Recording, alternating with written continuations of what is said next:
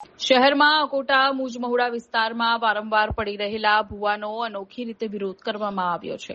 અકોટા અને મુજમહુડા રોડ ઉપર વધુ એક મહાકાય ભૂવો પડ્યો છે। વારંવાર ભૂવા પડવાના કારણે શહેર કોંગ્રેસના મહામંત્રી ચિરાગ સહાયે ભૂવા પાસે હવન કરીને અનોખો વિરોધ કર્યો હતો અને ભગવાનને પ્રાર્થના કરી હતી કે વડોદરા મહાનગરપાલિકામાં અનગઢ વહીવટ ચાલતા અધિકારીઓને સદબુદ્ધિ આપે તેવી કામના કરી હતી। અનોખો વિરોધને લઈને લોકોમાં કુતૂહલ જોવા મળ્યું હતું।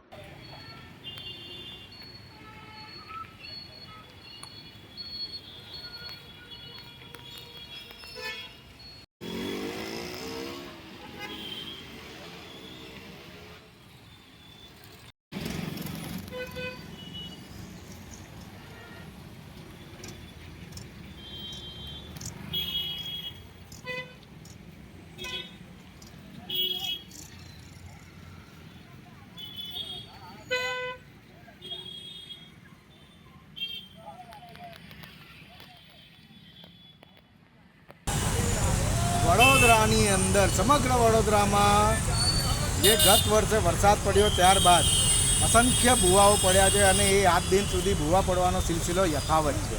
આપણે જોઈ શકીએ છીએ વડોદરામાં જે અકોટાથી મુજમહુડા સુધીનો જે રોડ હતો એ રોડ ઉપર અસંખ્ય ભૂવા પડ્યા હતા અને હાલમાં પણ એ ભૂવા પડી રહ્યા છે અને એ જે ભૂવા પૂરવા પાછળ પાલિકા દ્વારા કરવામાં આવેલો જે ખર્ચ છે એ કરોડોમાં ખર્ચ કરવામાં આવ્યો છે અને વારંવાર જે જગ્યાએ ભૂવા પડ્યા હતા એ જ જગ્યાએ વારંવાર ફરી ભૂવા પડી રહ્યા છે। એનો મતલબ એ થયો કે પાલિકા દ્વારા જે છે એ માત્ર ને માત્ર ભ્રષ્ટાચાર કરવામાં આવે છે। આજે જે વરસાદ પડ્યો પ્રથમ વરસાદ પડ્યો અને ભૂવો પડ્યો છે એટલે આજે અમે અહીંયા એક અનોખો વિરોધ કર્યો છે। અમે અહીંયાના સ્થાનિક રહીશોને સાથે રાખીને અહીંયા હવન કરવામાં આવ્યો। હવન કરીને અમે ભગવાનને પ્રાર્થના કરી છે કે આ જે તંત્રમાં બેઠેલા જાડી ચામડીના જે લોકો છે જે ભ્રષ્ટાચાર કરી રહ્યા છે એ લોકોને ભગવાન સદબુદ્ધિ આપે। જે સત્તા ઉપર બેઠેલા જે લોકો છે આનાથી આંખ કાન કરી રહ્યા છે એ લોકોને સદબુદ્ધિ આપે અને સમગ્ર વડોદરામાં જે ભૂવા પડવાનો જે સિલસિલો છે એ બંધ થાય એ અમે આજે ભગવાનને પ્રાર્થના કરી છે હવનના માધ્યમથી। અને હવે આવનાર સમયમાં આ રસ્તા ઉપર ભૂવા ના પડે એની અમે અપેક્ષા રાખીએ છીએ તંત્ર પાસે અને આ જે ભૂવાનું છે તાત્કાલિક ધોરણે પુરાણ કરવામાં આવે।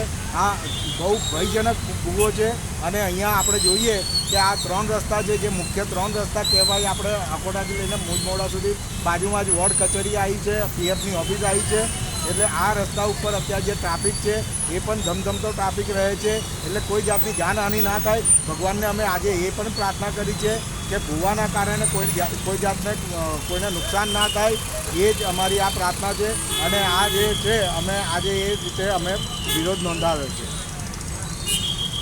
આ જોઈ શકે છે પબ્લિક, અગર આ ભૂવાની અંદર કોઈ પડે તો લગભગ બચી નથી તો એવું અંદર પાણી અને ઉકળાટ ઊભું થઈ રહેલું છે।